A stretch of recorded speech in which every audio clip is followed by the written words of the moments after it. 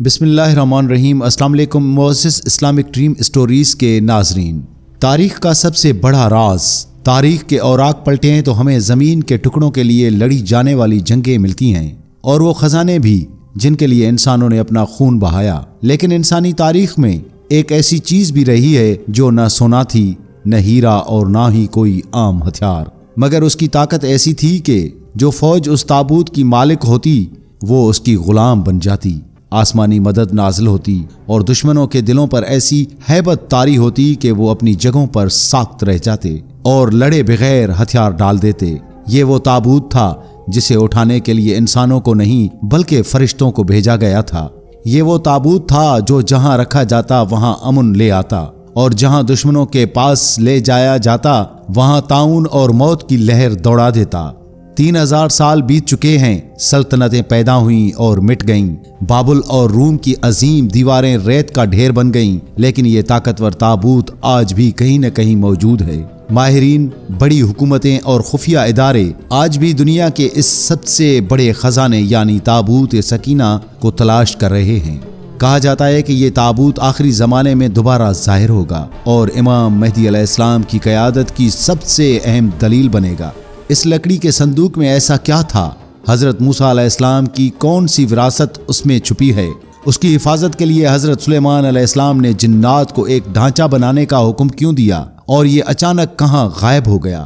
کیا یہ آج بھی یروشلم کی سرنگوں میں دفن ہے، یا ایتھوپیا کے کسی چرچ میں محفوظ ہے، یا انطاکیہ کے غاروں میں اپنے وقت کا انتظار کر رہا ہے؟ آئیے آج تاریخ کے سب سے بڑے راز سے پردہ اٹھاتے ہیں جسے دنیا تابوت سکینہ کے نام سے جانتی ہے۔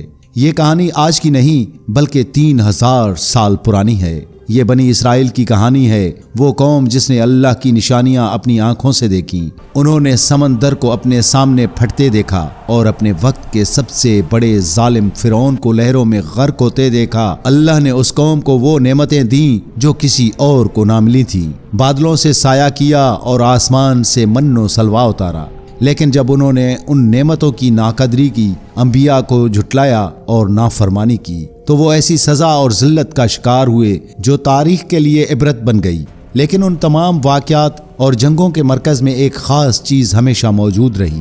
قرآن مجید میں اسے تابوت کہا گیا ہے۔ سورہ بقرہ میں اللہ تعالیٰ ارشاد فرماتا ہے، اس طالوت کی بادشاہی کی نشانی یہ ہے کہ تمہارے پاس وہ تابوت آئے گا جس میں تمہارے رب کی طرف سے سکینہ یعنی تسکین ہے، اور آل موسیٰ اور آل ہارون کے چھوڑے ہوئے تبرکات ہیں، اور اسے فرشتے اٹھا کر لائیں گے۔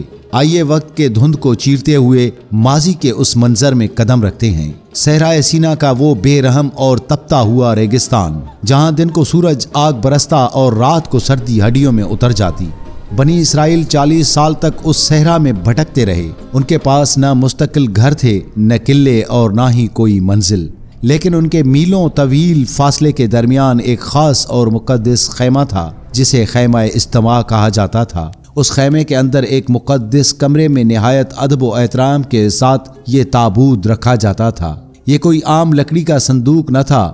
بائبل اور تاریخی روایات کے مطابق یہ بابل کی نایاب اور مضبوط لکڑی سے بنا تھا جو صدیوں تک دیمک اور بوسیدگی سے محفوظ رہتی ہے، لیکن دیکھنے والوں کو لکڑی نظر نہیں آتی تھی کیونکہ اس پر خاص کندن سونے کی تہ چڑھی ہوئی تھی، اندر بھی اور باہر بھی۔ اس کے ڈھکن پر سونے کے 2 فرشتے بنے ہوئے تھے جن کے پر آپس میں ملے ہوئے تھے اور چہرے جھکے ہوئے تھے جیسے وہ کسی عظیم راز کی پہرا دے رہے ہوں۔ یہ محض قدیم فن کا نمونہ نہیں تھا بلکہ زمین پر اللہ کی تجلی اور رحمت کا مرکز تھا۔ مگر اصل سوال یہ ہے کہ اس کے اندر کیا تھا؟ روایات کے مطابق اس میں وہ اصل پتھر کی تختیاں الواح تھیں جن پر اللہ نے کوہ طور پر حضرت موسیٰ علیہ السلام کو 10 احکامات دیے تھے۔ اس میں وہ بھی تھا جو آسمان سے نازل ہوا، اور سب سے بڑھ کر اس میں حضرت موسیٰ علیہ السلام کا وہ معجزاتی عصا تھا جسے زمین پر پھینکنے سے وہ ایک ہیبت ناک اژدہا بن جاتا تھا، اور جس کی ایک ضرب نے بحیرہ احمر کو 2 حصوں میں تقسیم کر دیا تھا۔ اس میں حضرت ہارون علیہ السلام کے تبرکات بھی محفوظ تھے۔ جب تک یہ تابوت بنی اسرائیل کے پاس رہا ان کا رعب اور غلبہ ناقابل یقین تھا۔ جب بھی وہ کسی مشکل میں ہوتے اس تابوت کے سامنے گڑ گڑا کر دعا کرتے اور ان کی دعا فوراً قبول ہوتی۔ جب وہ جنگ کے لیے نکلتے تو فوج نہیں بلکہ یہ تابوت سب سے آگے ہوتا۔ کہا جاتا ہے کہ اس تابوت سے ایک خاص قسم کا نور نکلتا تھا اور ایک گونج پیدا ہوتی تھی جو دشمنوں کے دلوں میں دہشت بٹھا دیتی تھی۔ ان کے گھوڑے بدک جاتے تھے، سپاہیوں کے ہاتھ پاؤں پھول جاتے اور وہ شکست کھا جاتے تھے۔ اس کو سکینہ کہا جاتا تھا، وہ الہی سکون جو اپنوں کے دلوں کو ڈھارس دیتا اور دشمنوں کو ششدر کر دیتا۔ پھر وہی انسانی کمزوریاں، تکبر اور ناشکری آڑے آ گئی۔ بنی اسرائیل یہ بھول گئے کہ فتح تابوت سے نہیں بلکہ تابوت کے رب سے ملتی ہے۔ وہ اسے اپنی ملکیت اور ایک جادوئی ہتھیار سمجھنے لگے اور گناہوں میں غرق ہو گئے۔ یہی وہ غلطی تھی جس نے تاریخ کا رخ موڑ دیا۔ ایک وقت آیا جب بنی اسرائیل نافرمانی کی راہ پر چل پڑے، عبادتیں چھوڑ دیں، اخلاق تباہ ہو گئے اور اللہ کے احکامات کا مذاق اڑایا جانے لگا۔ نتیجہ کیا نکلا؟ اللہ کی مدد ان کے خلاف ہو گئی۔ ان کے بدترین دشمن، جنہیں تاریخ میں عمالقہ یا فلسطینی کہا جاتا ہے، انہوں نے حملہ کر دیا۔ ایک خوفناک جنگ ہوئی۔ شروع میں بنی اسرائیل کا نقصان ہوا۔ انہوں نے سوچا، اوہ ہم تابوت لانا بھول گئے، شاید اس لیے ہار رہے ہیں۔ وہ بھاگے اور شیل و شہر سے تابوت میدان جنگ میں لے آئے۔ جب تابوت آیا تو اسرائیلی فوج نے ایسا نعرہ لگایا کہ زمین ہل گئی۔ دشمن بھی ایک لمحے کے لیے ڈر گئے کہ ان کا خدا ان کے درمیان آ گیا ہے۔ لیکن اس بار معاملہ مختلف تھا، کیونکہ بنی اسرائیل کے دل سیاہ ہو چکے تھے اور وہ بغیر توبہ کے محض تابوت کے زور پر جیتنا چاہتے تھے۔ اس بار اللہ نے تابوت کی برکات ان سے روک لیں۔ وہ المیہ ہوا جس کا کسی اسرائیلی نے سوچا بھی نہ تھا۔ وہ بری طرح ہار گئے۔ 30,000 پیادہ سپاہی مارے گئے، لاشوں کے ڈھیر لگ گئے، اور پھر وہ واقعہ ہوا جس نے بنی اسرائیل کی کمر توڑ دی۔ دشمنوں نے تابوت سکینہ پر قبضہ کر لیا۔ دشمنوں نے خوشی کے مارے ڈھول بجائے اور اسے غنیمت کے طور پر اپنے شہر اشدود لے گئے تاکہ اپنے بڑے بت داجون کے قدموں میں رکھ کر یہ ثابت کر سکیں کہ ان کا بت زیادہ طاقتور ہے۔ لیکن وہ نادان نہیں جانتے تھے کہ وہ فتح نہیں بلکہ موت کو اپنے شہر لے آئے ہیں۔ اگلی صبح جب کاہن مندر میں داخل ہوئے تو ان کے پیروں تلے سے زمین نکل گئی۔ ان کا خدا داجون تابوت کے سامنے اوندھے منہ گرا ہوا تھا، جیسے سجدہ کر رہا ہو۔ انہوں نے اسے دوبارہ کھڑا کیا، لیکن اگلی صبح اس بت کا سر اور ہاتھ کٹے ہوئے پڑے تھے۔ یہ اللہ کا پیغام تھا کہ تمہارے جھوٹے خدا اس تابوت کے سامنے بے بس ہیں۔ پھر وہ عذاب پورے شہر میں پھیل گیا۔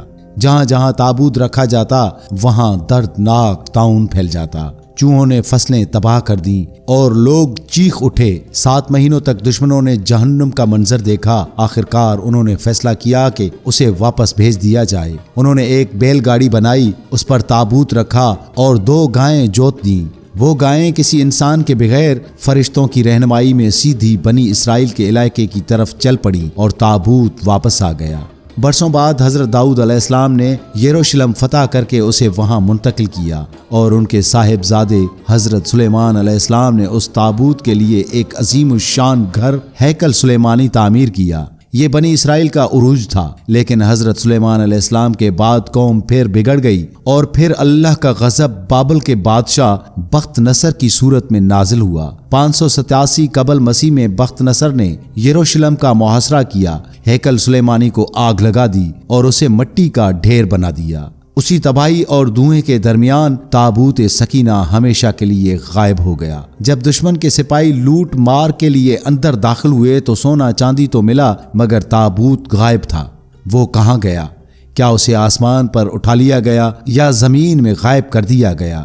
یہاں سے 3 بڑے نظریات جنم لیتے ہیں۔ پہلا نظریہ یہ ہے کہ تباہی سے ذرا پہلے کچھ نیک لوگوں نے اسے ہیکل کے نیچے بنی خفیہ سرنگوں میں چھپا دیا۔ آج بھی یہودی اسی امید میں مسجد اقصی کے نیچے کھدائی کرتے ہیں۔ غار نیبو، ایک روایت ہے کہ اسے کوہ نیبو کے ایک غار میں چھپا کر غار کا منہ بند کر دیا گیا، جو صرف اللہ کے حکم سے ظاہر ہوگا۔ ایتھوپیا کے عیسائیوں کا ماننا ہے کہ ملکہ سبا کا بیٹا اسے اپنے ساتھ لے گیا تھا، اور وہ آج بھی آکسوم کے ایک چرچ میں محفوظ ہے، جہاں صرف ایک پادری کو جانے کی اجازت ہے۔ لیکن ہم مسلمانوں کے لیے سب سے اہم آخری زمانے کی پیشن گوئی ہے۔ اسلامی روایات اشارہ کرتی ہیں کہ جب امام مہدی علیہ السلام ظاہر ہوں گے تو وہ اس تابوت کو بحیرہ تبریہ یا انطاکیہ کے کسی غار سے نکالیں گے۔ تصور کریں وہ وقت جب دنیا فتنوں کی آگ میں ہوگی दजाल झूठे दावा कर रहा होगा, तब यह हजारों साल पुराना संदूक बरामद होगा। उसके अंदर से हजरत मूसा अलैहिस्सलाम का असल अस्सा और तख्तियां निकलेंगी, जो पूरी दुनिया के सामने हक की सबसे बड़ी दलील बनेगी। प्यारे दोस्तों, ताबूत सकीना की कहानी हमें एक गहरा सबक देती है। ये ताबूत बज़ात खुद खुदा नहीं था, बल्कि अल्लाह की रहमत की एक निशानी था। जब तक लोगों के दिल अल्लाह से जुड़े रहे, ये ताबूत फतेह की जमानत रहा। जब दिल बिगड़ गए तो ताबूत के होते हुए भी जलील व ख्वार हुए। आज हम ताबूत सकीना तो ढूंढ रहे हैं, मगर वो सकीना यानी दिली सुकून भूल गए हैं जो अल्लाह ने कुरान में जिक्र किया है। ताकत चीजों में नहीं, अल्लाह से ताल्लुक में है। आपका क्या ख्याल है? क्या ताबूत सकीना वाकई मस्जिद अक्सा के नीचे है या कहीं और? अगर आज ये दरियाफ्त हो जाए तो दुनिया पर उसका क्या असर पड़ेगा? कमेंट्स में अपनी राय जरूर बताइएगा। मिलते हैं एक और वीडियो के साथ, तब तक के लिए अल्लाह हाफिज।